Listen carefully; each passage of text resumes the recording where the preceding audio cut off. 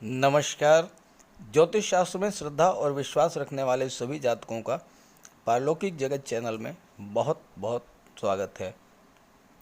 देवगुरु बृहस्पति जो ज्ञान, बुद्धि और विवेक के कारक हैं, विद्या के कारक हैं, धन और मान सम्मान के कारक हैं, वो देवगुरु जिनको शास्त्रों का ज्ञान है, देवताओं के गुरु हैं, धर्म के कार्य कराते हैं, धर्म और अध्यात्म से आपको जोड़ते हैं।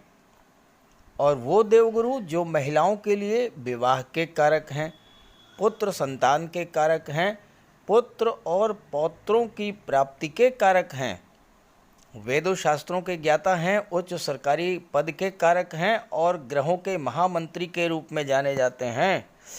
वो देवगुरु जो कि न्याय और धर्म के कारक हैं, स्वर्ण के कारक हैं, शिक्षा और शिक्षण कार्य जिनके प्रभाव क्षेत्र में आते हैं और जो व्यक्ति को अच्छा राजनेता और अच्छा प्रशासक बनाते हैं, जिनका इतना अधिक व्यापक प्रभाव है मानव जीवन पर, ऐसे देवगुरु बृहस्पति 13 अप्रैल प्रातः 4:58 पर राशि परिवर्तन कर चुके हैं और राशि परिवर्तन करके अपनी ही राशि मीन राशि में गोचर कर रहे हैं।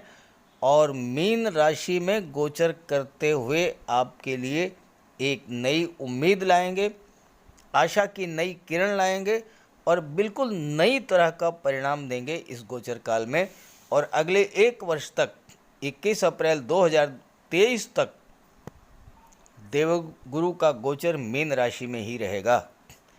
सिंह राशि के जातकों के लिए देवगुरु का ये राशि परिवर्तन बहुत ही महत्वपूर्ण होगा, अत्यंत लाभप्रद होगा, इसमें कोई दो राय नहीं है।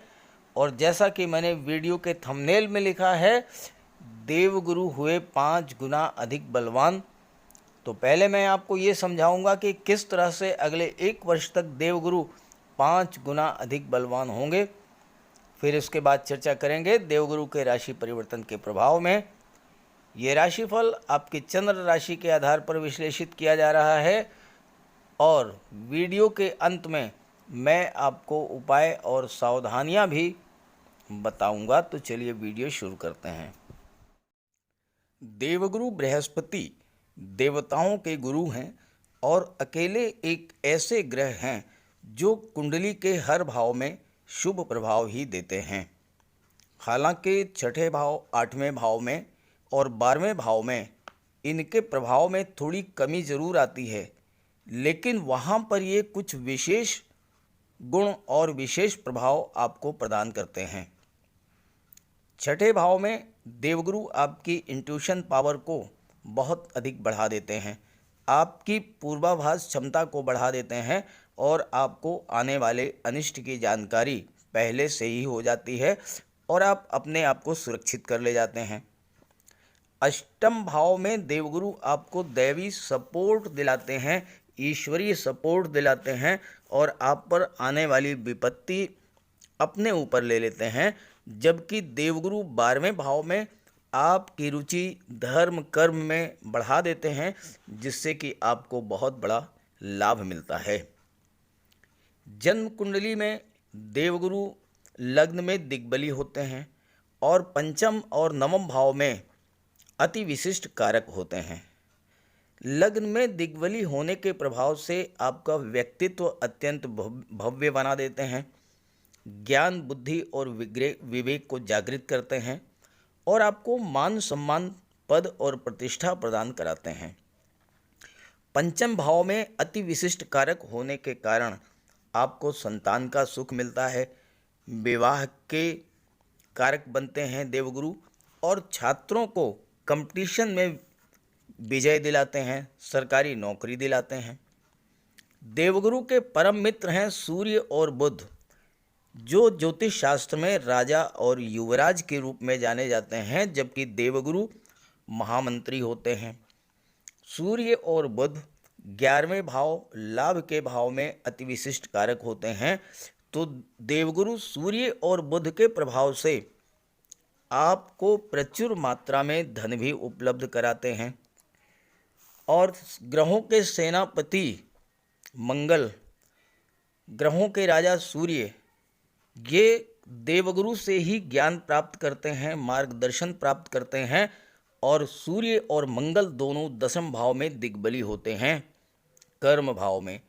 और कर्म भाव में दिग्बली सूर्य और मंगल देवगुरु के प्रभाव से आपको शासन, प्रशासन, राजनीति, न्यायिक सेवा, विदेश सेवा, सैन्य क्षेत्र, चिकित्सा जगत, गेम्स, स्पोर्ट्स और टेक्निकल फील्ड में उच्च स्तर की सफलता दिलाते हैं और लाभ दिलाते हैं। शुक्र से भी देवगुरु की सम्मित्रता है और दोनों ही धन के प्रबल कारक हैं।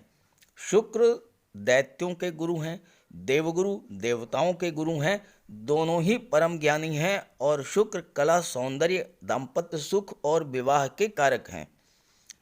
तो देवगुरु और शुक्र के सपोर्ट से आप दाम्पत्य सुख प्राप्त करते हैं, आपका विवाह होता है, नए जीवन की शुरुआत होती है, जिसमें धन, वैभव, ऐश्वर्य और सुख ये सब आपको प्राप्त होता है। तो ऐसे देवगुरु अगले वर्ष तक 5 गुना अधिक बलवान होंगे। कैसे, आइए समझते हैं। पहली बात, देवगुरु का गोचर स्वराशि मीन राशि में हो रहा है। कोई भी ग्रह स्वराशि में हो या उच्च की राशि में तो वह सर्वश्रेष्ठ फल प्रदान करता है। स्वराशि में गोचर करते हुए देवगुरु आपको धन, वैभव की प्राप्ति कराएंगे, धन अर्जित करने के नए नए मार्ग प्रशस्त करेंगे, धर्म, अध्यात्म, राजनीति के क्षेत्र में उच्च स्तर की सफलता दिलाएंगे, शादी ब्याह कराएंगे, आपको संतान की प्राप्ति कराएंगे और कैरियर में उन्नति प्रदान करेंगे। दूसरी बात, देवगुरु 4 राशियों की कुंडली में हंस राजयोग बनाएंगे और 2 राशियों की कुंडली में नवम पंचम भाव में गोचर करेंगे, जहां की देवगुरु अति विशिष्ट कारक होते हैं और अत्यंत बलवान होते हैं और अपना सर्वश्रेष्ठ फल प्रदान करते हैं। तीसरी बात, कोई भी ग्रह सर्वाधिक बली तब होता है जब वह अंश बल से मजबूत हो। 29 जुलाई तक देवगुरु का अंश बल 12 डिग्री से अधिक रहेगा और देवगुरु अंश बल से अत्यंत बलवान होंगे। इसके बाद 29 जुलाई से 24 नवंबर तक वक्री अवस्था में आ जाएंगे। वक्री अवस्था में देवगुरु और भी अधिक शुभ फल प्रदान करते हैं और इसके बाद अंत में देवगुरु मित्र राशि, मित्र ग्रह बुध के नक्षत्र रेवती नक्षत्र में गोचर करेंगे, जहां वो और भी श्रेष्ठ फल देंगे। चौथी बात, किसी भी ग्रह का गोचर किस नक्षत्र में हो रहा है ये बहुत ही महत्वपूर्ण होता है। तो देवगुरु का गोचर पूर्वा भाद्रपद नक्षत्र में होगा, जो देवगुरु का अपना नक्षत्र है और यहाँ पर देवगुरु अत्यंत बलवान होंगे। इसके बाद उत्तरा भाद्रपद नक्षत्र में गोचर होगा, जो कि शनिदेव का नक्षत्र है और शनि से देवगुरु के सम संबंध हैं, तो यहाँ पर भी देवगुरु बलवान होंगे। और इसके बाद देवगुरु का गोचर अंत में बुध के नक्षत्र रेवती नक्षत्र में होगा और मित्र ग्रह बुध के नक्षत्र में गोचर करते हुए भी देवगुरु अत्यंत बलवान होंगे। और पांचवी महत्वपूर्ण बात कि देवगुरु के इस गोचर काल में देवगुरु का गोचर तो मीन राशि में होगा, जबकि इस पूरे गोचर काल में मंगल का गोचर कुंभ राशि, मीन राशि, मेष, वृष और मिथुन राशि में होगा। यानी देवगुरु 12वें भाव में तो मंगल 11, 12, 1, 2 और 3 इन भावों में गोचर करेंगे और इस तरह से पूरे गोचर काल में मंगल देवगुरु के बहुत ही नज़दीक रहेंगे। मंगल क्या है? मंगल पराक्रम, साहस, शौर्य के कारक हैं। आपको कार्य करने की असीम ऊर्जा प्रदान करते हैं। तो इस पूरे गोचर काल में देवगुरु आपके ज्ञान, बुद्धि, विवेक में वृद्धि करेंगे। तो मंगल आपके साहस, पराक्रम, शौर्य और ऊर्जा में वृद्धि करेंगे। तो जब ज्ञान, बुद्धि और बल का मेल हो तो वो कौन सी ऐसी चीज़ है जिसे आप हासिल नहीं कर पाएंगे?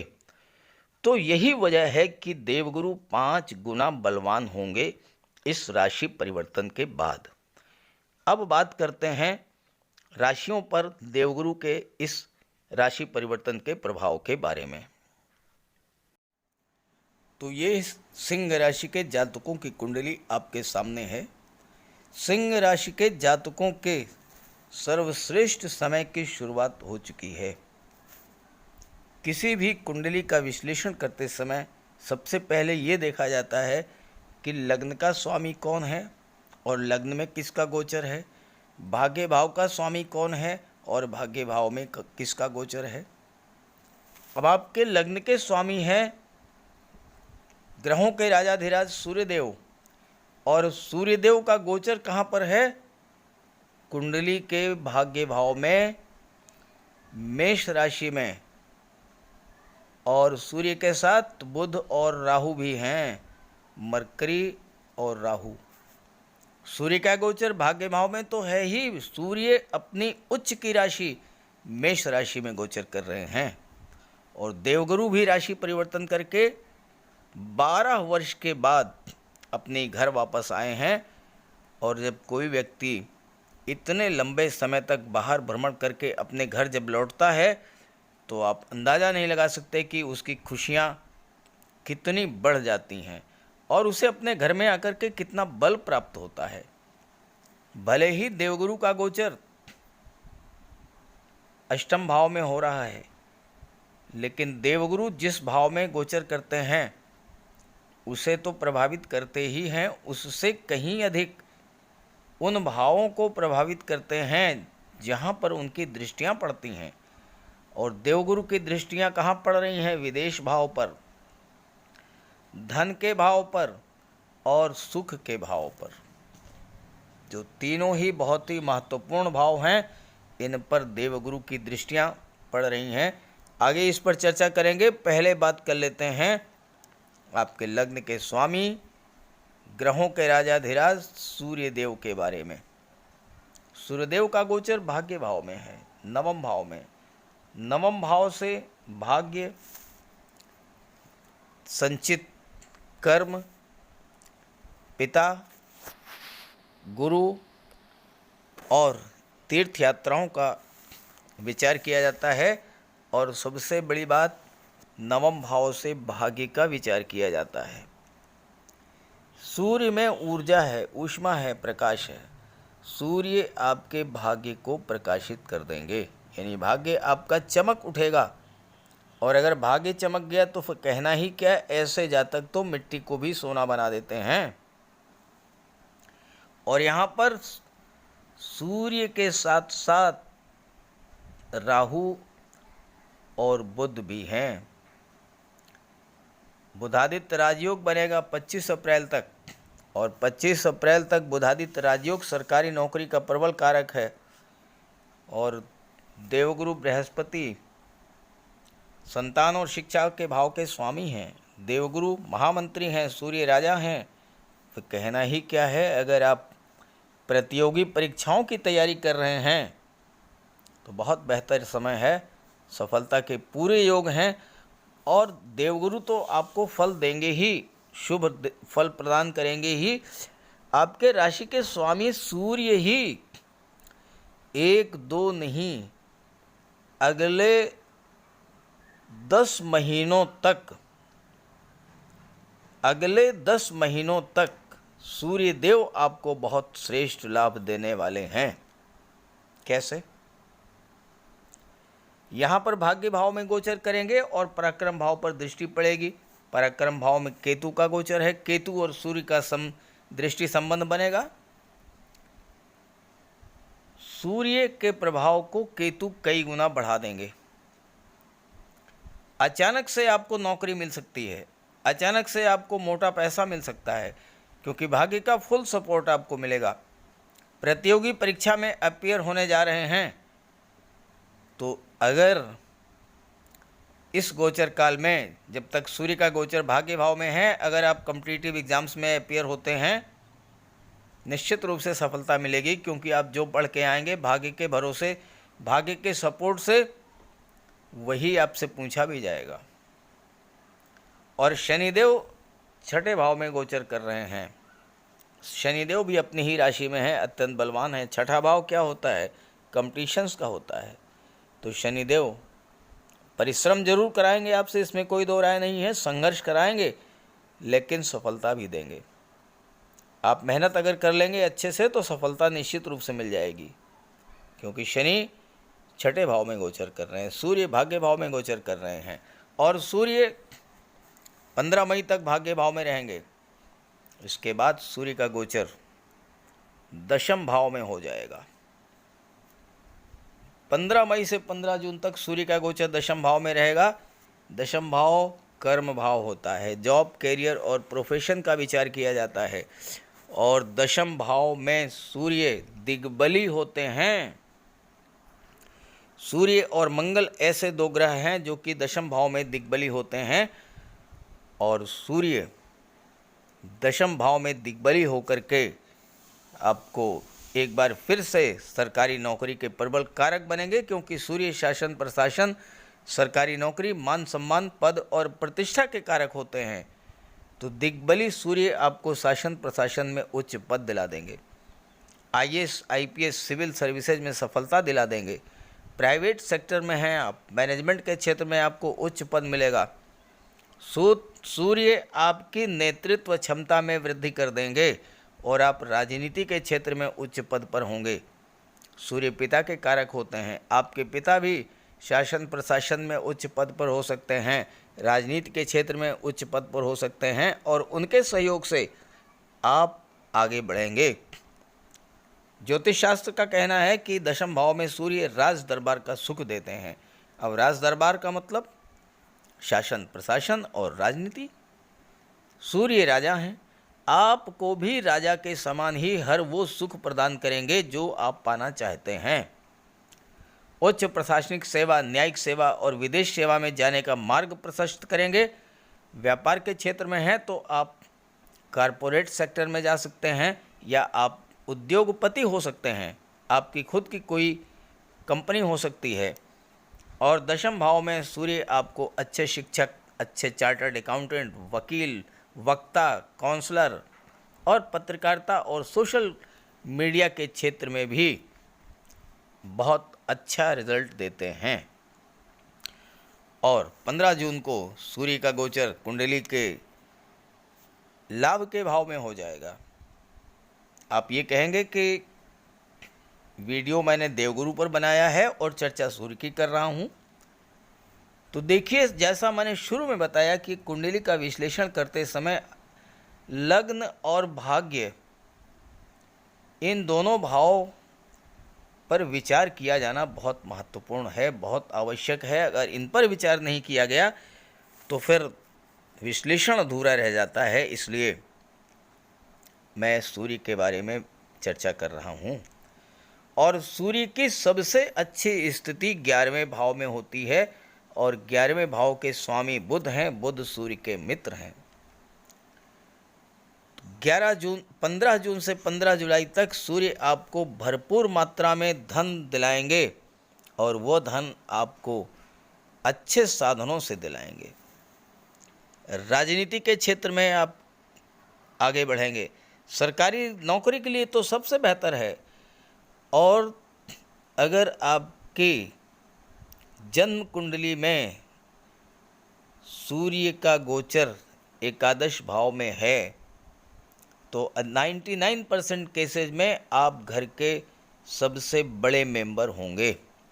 और यहाँ पर सूर्य मल्टी सोर्स इनकम करा देंगे। हालांकि सूर्य के कारण आपके अंदर ईगो की भावना ज़रूर डेवलप करेगी और आपका फ्रेंड सर्किल छोटा हो जाएगा, लेकिन ऐसे जातक अपने आत्मसम्मान का विशेष ध्यान रखते हैं और साथ ही साथ धन भी प्रचुर मात्रा में कमाते हैं। और फिर देखिए कि जैसा मैंने बताया कि अगले 10 महीने तक सूर्य आपको बहुत अच्छा रिजल्ट देंगे। इसके बाद विदेश भाव में चले जाएंगे, फिर लग्न में भी जाएंगे, फिर धन के भाव में जाएंगे, फिर पराक्रम के भाव में, सुख भाव में, संतान और शिक्षा के भाव में। हर अच्छे भाव में सूर्य का गोचर होगा और सूर्य आपको बहुत अच्छा रिजल्ट देंगे। दूसरे जो सपोर्टिंग प्लैनेट हैं वो है मंगल, और मंगल 17 मई तक सप्तम भाव में रहेंगे और मंगल की दृष्टि आपके लग्न पर पड़ेगी। लग्न के स्वामी सूर्य हैं, मंगल सेनापति हैं, सूर्य राजा हैं, राजा पर सेनापति की दृष्टि पड़े फिर कहना ही क्या है। विश्व विजय के लिए भी अगर आप निकलना चाहें तो निकल जाइए और विश्व विजय करके लौटेंगे। इतनी क्षमता, इतनी सामर्थ्य, इतनी शक्ति मंगल आपको प्रदान करेंगे। तो मंगल के बारे में तो कहना ही क्या है। और जैसा मैंने बताया कि मंगल का गोचर देवगुरु के आसपास ही रहेगा। मंगल 7वें भाव में गोचर कर रहे हैं, फिर 8वें में आएंगे, फिर 9वें में जाएंगे, फिर 10वें भाव में जाएंगे और यहाँ मंगल दिग्बली होते हैं, फिर धन के भाव में जाएंगे और फिर वापस 10वें भाव में ही रहेंगे। तो मंगल भी आपको बहुत अधिक सपोर्ट करेंगे। जहाँ तक शनि की बात है, शनि भी देखिए देवगुरु के सब सपोर्टिंग प्लेनेट हैं। मंगल देवगुरु के मित्र हैं, सूर्य देवगुरु के मित्र हैं, बुध देवगुरु के मित्र हैं, शनिदेव भी सम मित्र हैं और तात्कालिक मैत्री की स्थिति भी बनती है देवगुरु और शनि के साथ। और शनिदेव 29 अप्रैल को राशि परिवर्तन करके 7वें भाव में आ जाएंगे और 7वें भाव में शनिदेव दिग्बली होते हैं। बड़े बड़े इंडस्ट्रियलिस्ट, पेट्रो कंपनीज के मालिक, हैवी व्हीकल्स बनाने वाले कंपनीज के मालिक, बड़े बड़े इंडस्ट्रियलिस्ट, बड़े बड़े बिजनेस टाइकून, ये सब दिग्बली शनि के देन होते हैं। और शनि 29 अप्रैल को दिग्बली हो जाएंगे, आपकी कुंडली के 7वें भाव में आ जाएंगे। तो ग्रह स्थितियां बहुत ही फेवर में हैं, इसका लाभ उठाइए। आइए बात कर लेते हैं देवगुरु के बारे में। देवगुरु का गोचर कुंडली के 8वें भाव में हो रहा है और देवगुरु अकेले ऐसे ग्रह हैं जो कि कुंडली के हर भाव में शुभ फल ही देते हैं। और 8वें भाव में देवगुरु क्या करेंगे? देवगुरु आपको दैवी सपोर्ट दिलाएंगे, धर्म, अध्यात्म और ईश्वर में आस्था बढ़ा देंगे आपकी। और आप पर किसी प्रकार की कोई परेशानी, विपत्ति आने वाली होगी तो वो अपने ऊपर ले लेंगे और आपको बिल्कुल सुरक्षित बाहर निकाल लाएंगे। शनिदेव 8वें भाव में कारक होते हैं और शनिदेव की दृष्टि 8वें भाव पर पड़ेगी, तीसरी दृष्टि। देखिए शनिदेव 29 अप्रैल से और 12 जुलाई तक तो 7वें भाव में चले जाएंगे जहां वो दिग्बली होते हैं, लेकिन 12 जुलाई को फिर वापस आ जाएंगे मकर राशि में, 6ठे भाव में गोचर करेंगे और 17 जनवरी 2023 तक 6ठे भाव में ही गोचर करेंगे। तो शनिदेव की दृष्टि पड़ेगी देवगुरु पर 8वें भाव पर। शनिदेव आयु के कारक होते हैं, तो आपकी आयु में वृद्धि करेंगे, आपको दीर्घायु बनाएंगे, आपको रोगों से सुरक्षित रखेंगे, बीमारियों से बचाएंगे। 8वां भाव आकस्मिकता का होता है। अचानक से धन की प्राप्ति के प्रबल योग बन रहे हैं। शेयर, लॉटरी, इंश्योरेंस या ससुराल पक्ष से आपको धन की प्राप्ति हो सकती है। चंद्रमा अगर आपके जन्म कुंडली में बलवान हुए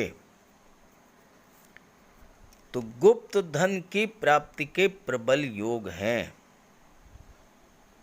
और देवगुरु की दृष्टि 12वें भाव पर पड़ेगी तो विदेश से भी धन की प्राप्ति के प्रबल योग बनते हैं। आपको ऐसी जगह से धन की प्राप्ति हो जाएगी जहां से आप सोच भी नहीं सकते। गवर्नमेंट के पास कोई पैसा फंसा था, मिल जाएगा। किसी को आपने कर्ज दिया था, डूबा हुआ पैसा था, वो मिल जाएगा। अनएक्सपेक्टेड वेल्थ आपको मिलेगी। और आपकी राशि के स्वामी तो सूर्य हैं, सूर्य देवगुरु के मित्र हैं। सूर्य के बारे में मैंने आपको बता ही दिया। देवगुरु की दृष्टि कुंडली के 2nd हाउस पर पड़ेगी, धन के भाव पर। और धन के भाव के स्वामी कौन हैं? बुध हैं। बुध देवगुरु के मित्र हैं। 2nd हाउस से धन के संचय, धन के निवेश, परिवार और वाणी का विचार किया जाता है। देवगुरु धन के संचय को बढ़ा देंगे क्योंकि धन के कारक हैं। आपका मन मस्तिष्क धन संचय की ओर प्रवृत्त होगा।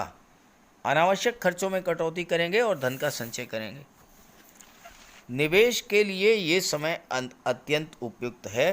गोल्ड, शेयर में आप निवेश कर सकते हैं।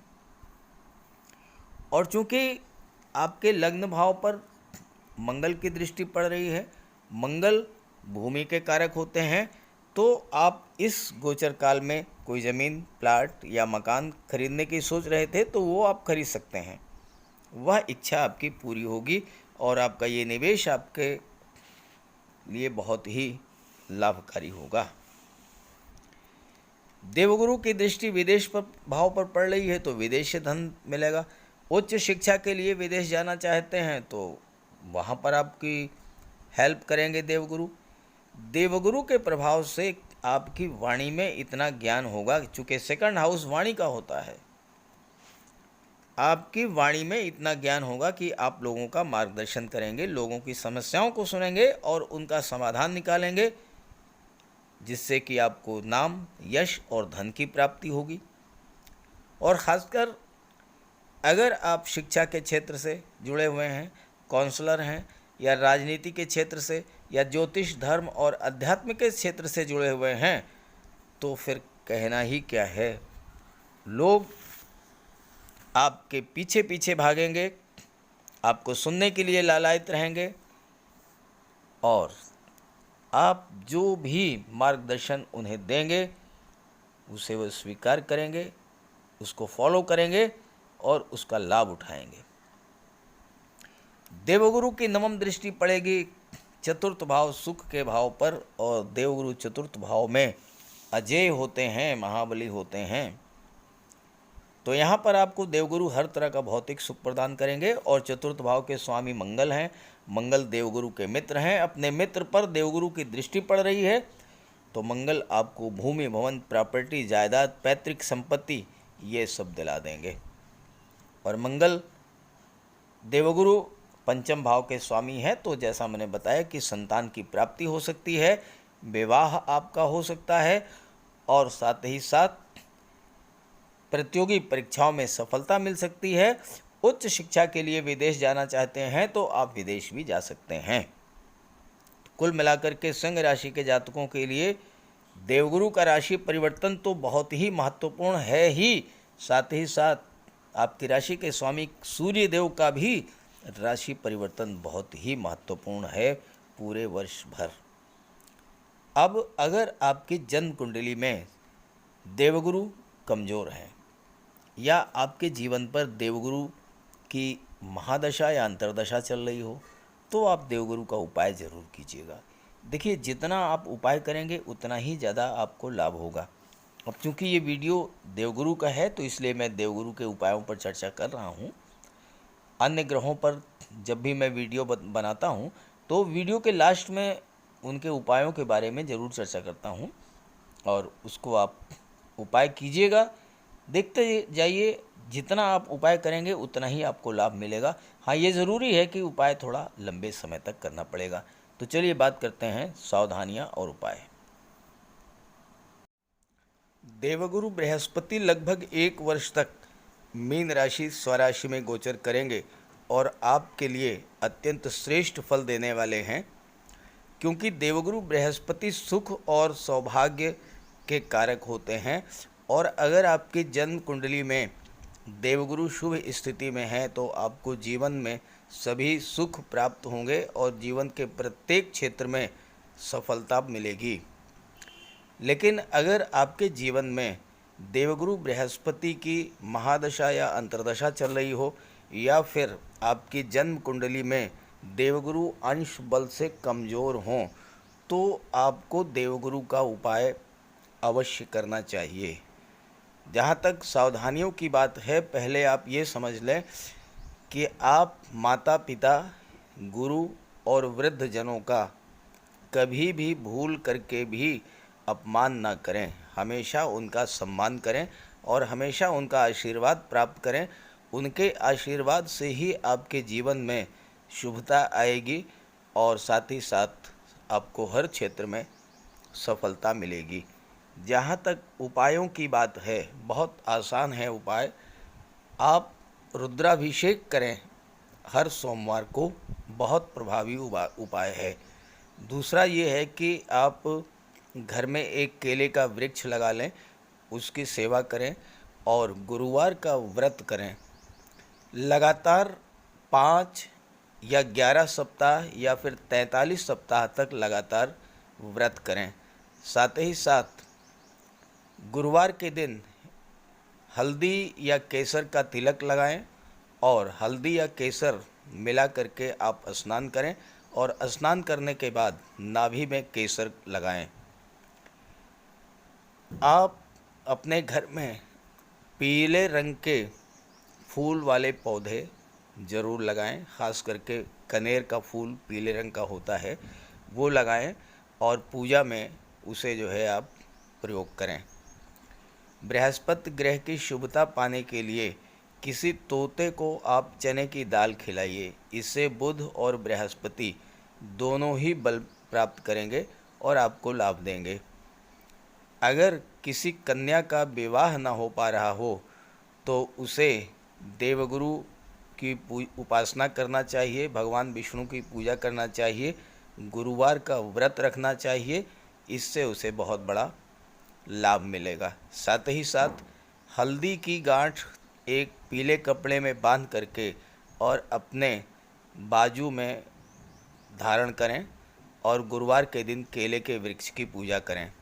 साथ ही साथ देवगुरु की शुभता पाने के लिए पीले रंग के वस्त्रों का ज़्यादा से ज़्यादा प्रयोग करें, जैसे बिस्तर में पीले रंग की चादर या पीले रंग के पर्दे, और पहनने के जो वस्त्र हैं वो भी पीले रंग के हों, तो इससे आपको बहुत बड़ा लाभ प्राप्त होगा। और इसके बाद जो सबसे महत्वपूर्ण उपाय है वो यही है कि आप माता पिता, वृद्धजनों और गुरु की सेवा करें, उनका आशीर्वाद प्राप्त करें। इससे आपको बहुत बड़ा लाभ होगा। तो इस तरह से आप अगर उपाय करेंगे तो आपको बहुत बड़ा लाभ होगा। उपाय ज़रूर कीजिएगा और पूरे मन से उपाय कीजिएगा। उपाय करके देखिए, आपको लाभ निश्चित रूप से प्राप्त होगा।